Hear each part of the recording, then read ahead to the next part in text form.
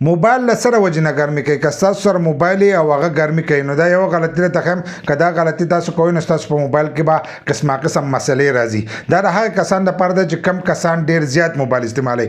یو خو موږ نارمل موبایل استعمالو او نارمل ګرمي کوي، هغه هر موبایل ګرمي کوي.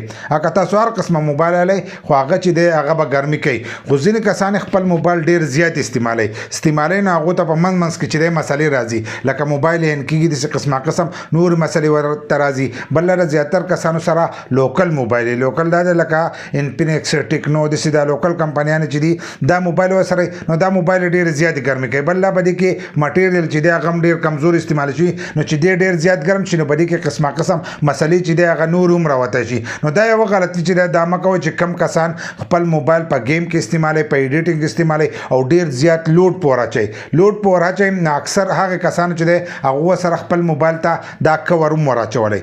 دا کور ور اچولی نو د دې کور د لاسه چې دی ډېره زیاته ګرمي کوي، ځکه چې دا کور کله دې موبایل ته نو په دې باندې چې دی هوا نه لګي. دا د دې کمیس دی نو په دې باندې دننه چې دی هوا نه لګي نو دی هلته کې ګرم وي. نو که په دې تاسو گیم کوئ نو په گیم کې هم تاسو ته مسله راتلی شي.